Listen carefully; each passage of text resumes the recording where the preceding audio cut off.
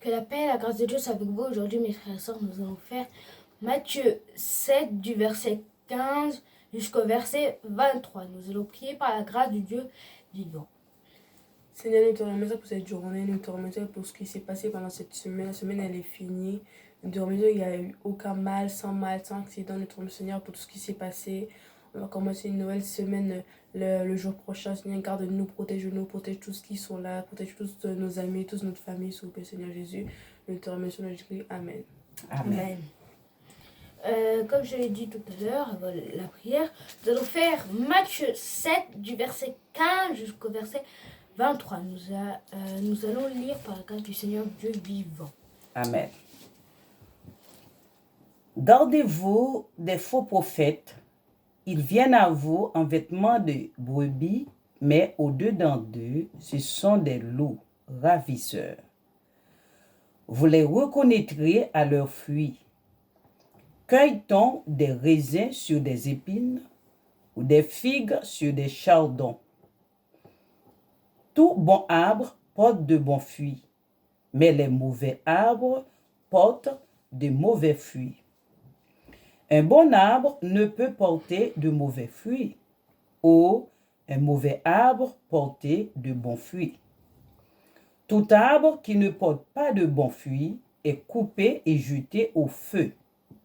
C'est donc à leurs fruits que vous le reconnaîtrez. Ceux qui me disent « Seigneur, Seigneur » n'entreront pas tous dans le royaume des cieux, mais seulement celui qui fait la volonté de mon Père qui est dans les cieux. Plusieurs me diront en ce jour-là, Seigneur, Seigneur, n'avons-nous pas prophétisé par ton nom? N'avons-nous pas chassé des démons par ton nom? Et n'avons-nous pas fait beaucoup de miracles par ton nom? Alors, je leur dirai ouvertement, je ne vous ai jamais connu. Retirez-vous de moi, vous qui commettez l'iniquité. Amen. Amen. Par la grâce du Seigneur Dieu vivant. Amen.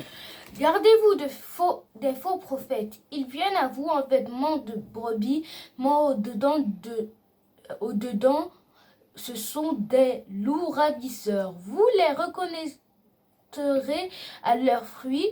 Cueille-t-on des raisins sur des épines ou des figues sur des charbons? Tout bon arbre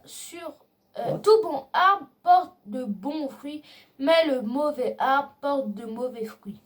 Un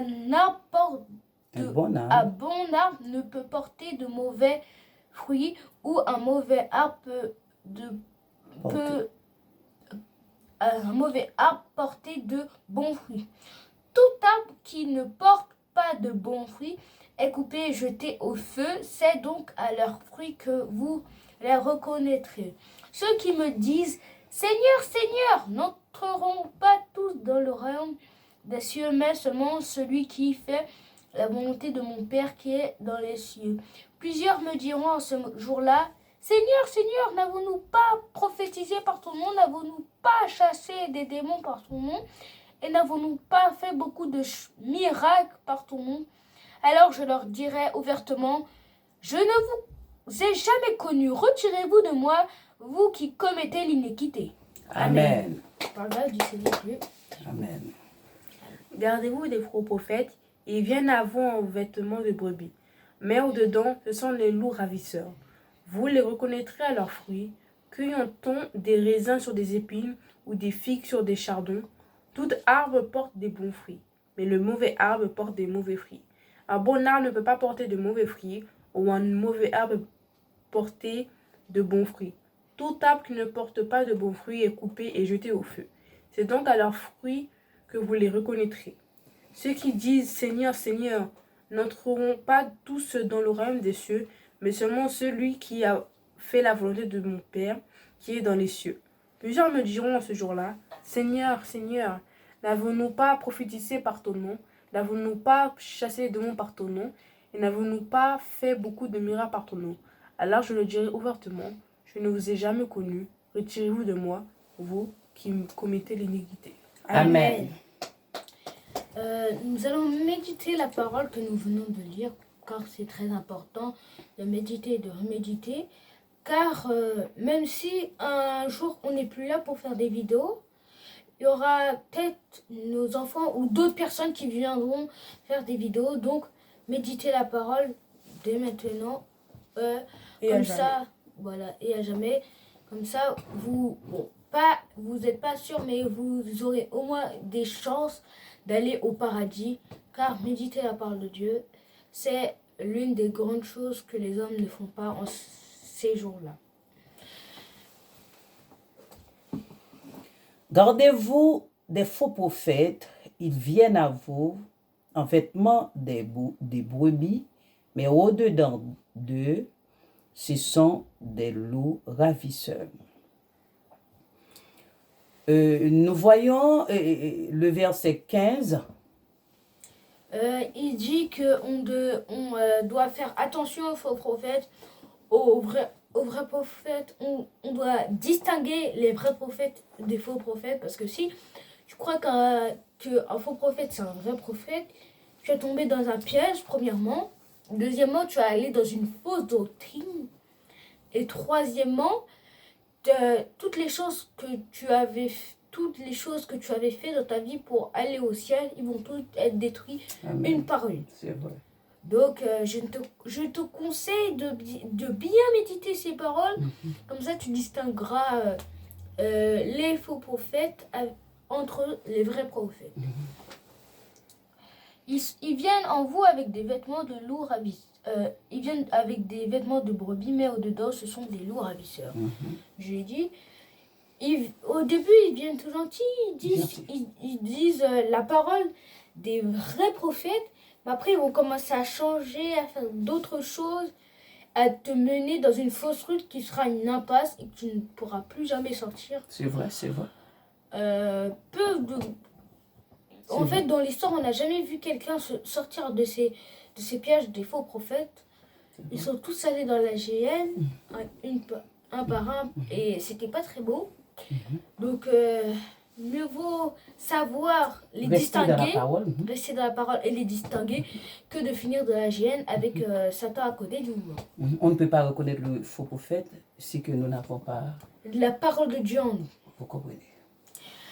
Verset 16. Vous les reconnaîtrez à leurs fruits, que tant des raisins sur des épines ou des figues sur des chardons. Amen. C'est un petit peu la même chose, sauf que là, on a pris les exemples des arbres et ils nous ont dit comment les distinguer. Amen. Amen. Est-ce que tu vas marcher comme ça dans la rue, tu vas voir des épines et tu vas voir des belles pommes? Non, tu vas jamais voir ça. Bon, pas seulement dans la rue, il y a d'autres endroits. Mais est-ce que tu vas aller dans un endroit et trouver des poires, des fruits beaux et juteux sur des choses, par exemple des épines, des plantes carnivores, des plantes qui donnent des allergies ou des trucs, ou même des trucs ou des choses maudites. Tu as trouvé des choses aussi belles, juteuses et délicieuses. Ça veut dire... Ça, premièrement, c'est impossible. Et deuxièmement, c'est un piège. Si tu trouves ça comme ça, je te conseille de partir vite et d'aller prendre ta Bible. Ça veut dire, on peut reconnaître les faux prophètes. Les vrais prophètes. Car c'est vraiment un piège que seulement les gens, je ne veux pas dire comment pas dire un mot méchant, les gens qui n'ont pas réfléchi quand ils ont fait ça, qui vont tomber dans un piège pareil. Parfois, c'est pas leur faute. Mais des fois, c'est pas leur faute. Bon, par exemple, il y a des gens qui savent très bien attirer d'autres. Satan, il sait très bien attirer les humains, donc des fois, c'est pas, ils ont pas d'intelligence, c'est juste qu'ils se sont fait attirer parce qu'avec tous les autres. Oui, le plus souvent, c'est le problème de connaissance, non? Parce que tous sont dans la Bible, non? Est-ce que vous comprenez? C'est le problème de connaissance. Verset 17. Tout bon arbre porte de bons fruits, mais le mauvais arbre porte de mauvais fruits. En fait, il dit que un bon arbre, logiquement, ça porte de bons fruits, mais un mauvais arbre, ça porte de mauvais fruits. Bon arbre qui veut dire vrai prophète et mauvais arbre qui veut dire faux prophète. C'est logique. 18. Un bon arbre ne peut pas porter de mauvais fruits ou un mauvais arbre porter de bons fruits. C'est ce que il vient de dire. Un bon arbre ne peut pas porter un bon fruit, ni un mauvais fruit, pardon, ni un mauvais arbre ne peut pas porter un bon fruit. C'est-à-dire que soit c'est bon, soit c'est pas bon. C'est comme les deux, c'est comme si c'était les chemins de Dieu. Tu es chrétien, mais tu peux pas aller vers là-bas. Tu es non chrétien, mais tu peux aller. Non, mais c'est distingué. C'est-à-dire, c'est comme une parabole qu'il dit. C'est-à-dire que en tant que nous chrétiens, on est des bons fruits, mais on peut pas aller dans le mauvais arbre. C'est deux routes, Voilà, deux routes scellées ouais, et voilà, que deux tu routes. dois aller dans une des deux. Tu peux pas genre aller au milieu pour faire genre équilibrer. Oui, Non, il n'y a pas de ça. Comme Jésus dit que le bon fruit sort dans le bon cœur. Ok? Quand une personne, c'est un faux prophète, on dit que une personne qui ne pratique pas la parole de Jésus-Christ. C'est la raison pour laquelle nous devons rester dans la parole pour que nous aurons la connaissance de Dieu. Ok? Ok? Allez, ça se lit. Verset 19.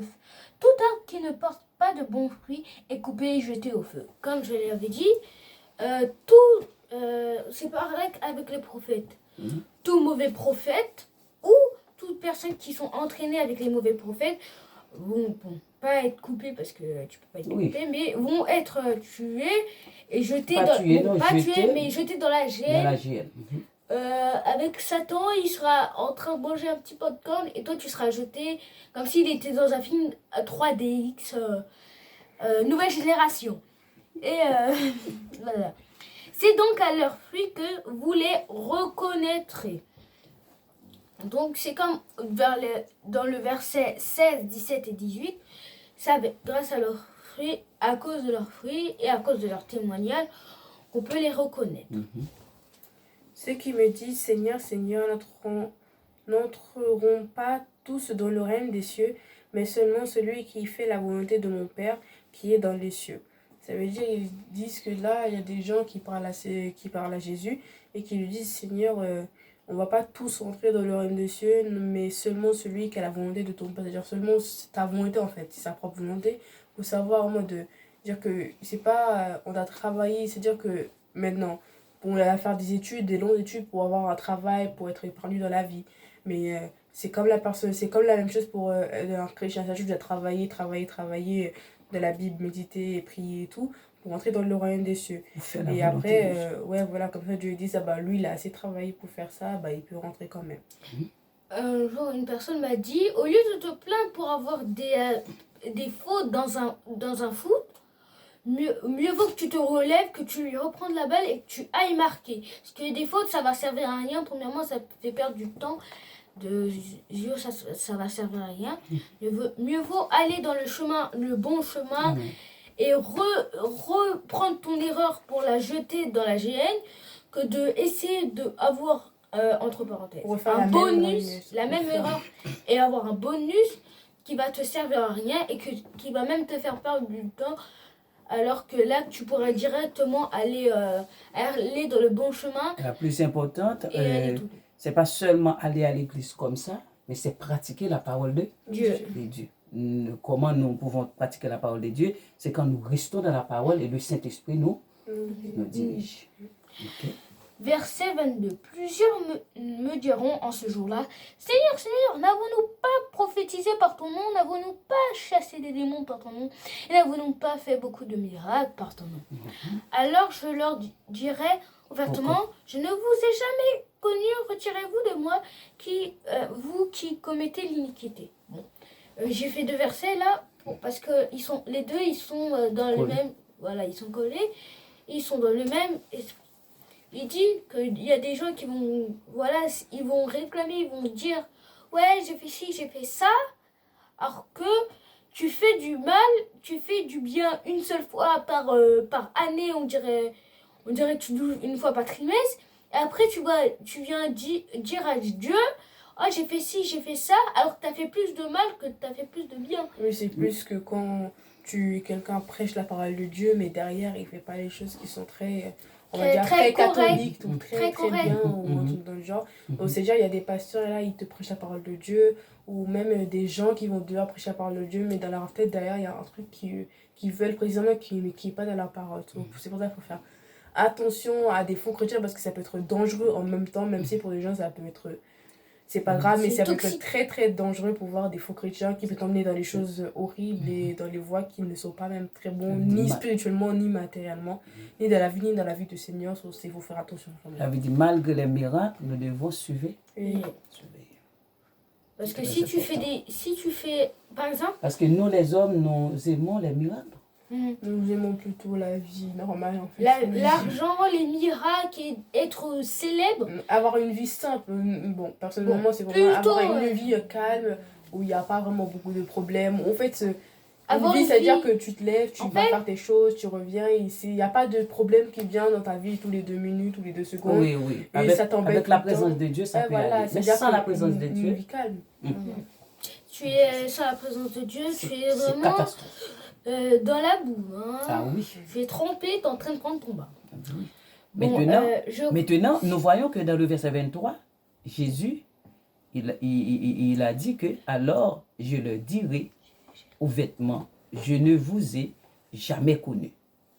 c'est parce que tu fais n'importe quoi, au lieu de genre de faire remarquer, fais-toi tout petit et essaie de réparer tes fautes. Non, c'est plutôt... Très important, très important de réparer nos Il fautes. disait plutôt qu'il a fait des choses au nom de Jésus pour avoir des choses...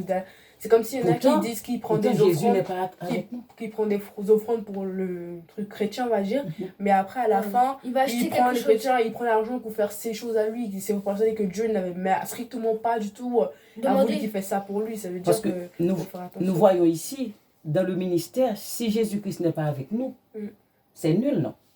C'est vraiment une catastrophe parce que Ah bien oui. tu prêches la parole de Dieu, mais Dieu Mais n'est même pas avec toi. avec Comment toi. tu veux que les gens, si les gens même réussissent à avoir un tout petit peu de Dieu, c'est que là, leur grâce, elle est multipliée par des millions, des trillions. Et tu comprends? Regarde. Et Jésus dit, retirez-vous de moi, vous qui commettez l'iniquité. Parce que, quand même, tu C'est fais les n'importe péchés, Nous c'est quoi. devons les gros veiller, péchés. veiller, ok? À ce que nous faisons dans la vie, parce que ça peut nous coûter très cher. Eh bien oui. Parce que dans la Bible, le problème dans la Bible, il y a tout. Il y a toutes les paroles, il y a toutes les choses qui se sont Il y passées, a tout, non? toutes les lois, toutes les paroles et tout ce que nous devons faire. Plus tout ce que nous devons respecter et ne pas faire. Donc, si tu ne suis pas la Bible, je te conseille d'aller vite travailler, prendre de l'argent, acheter une Bible et essayer de résoudre toutes tes fautes. Ah oui, et il y a un point, ça veut dire pour les jeunes qui veulent acheter une Bible, c'est-à-dire vous pouvez aller partout où vous voulez, comme vous avez le pass culturel et que la Ah Bible, oui. bon, pour eux ça fait partie d'un livre, mais heureusement pour nous, c'est-à-dire que tu peux acheter ta Bible avec le pass culturel, c'est-à-dire que ça sera gratuit pour toi et ce sera plus facile, comme ça tu pourras lire ta parole de Dieu plus facilement et des choses. Voilà. Amen. Amen. J'ai un petit mot à dire avant la fin. Vous avez un petit mot, vous? Non. Nous nous disons Des merci fois- à le Seigneur. C'est pas ça. Il y a une autre chose qu'ils n'ont pas fait. C'est pas à nous de le faire. Là, c'est à vous. Est-ce que vous avez mis un like? Car je pense que je le sais très bien avec Jésus-Christ que vous avez aimé cette vidéo. Parce que nous faisons tout ce travail pour vous. Le plus c'est Et de partager. De liker, de s'abonner. C'est très Oui, important de tout ça, s'abonner. ce qui... Le plus, c'est Et de partager. Tu n'aimes pas Partager, ça. c'est mieux. Tout. Commentez, vous devez commenter, Oui. vous pouvez commenter, on répondra à vos commentaires, vous pouvez partager, c'est très important pour qu'il y ait plus de likes, d'abonnements et que la parole de Dieu soit prêchée de plus en plus. Amen. Et nous allons prier pour la fin. Amen. Et nous te disons merci Seigneur pour ta grâce et ta miséricorde. Merci pour ta présence qui était avec nous, Seigneur Dieu. Ta parole, c'est la vérité. Tu es le Dieu de la vérité. Seigneur, nous te disons merci. Restez avec nous, Seigneur. Donne-nous la paix, la tranquillité, la joie, Seigneur, tous les jours, de génération en génération. Seigneur, nous avons besoin de ta présence. T'en prie, Seigneur, restez avec nous au nom de Jésus-Christ. Amen. Amen. On vous dit au revoir pour la grâce du Seigneur Jésus-Christ. Amen. Que le Seigneur vous bénisse, mes bien-aimés. Que le Seigneur vous bénisse. Au Amen. revoir. Si Dieu le veut. Amen. Au revoir.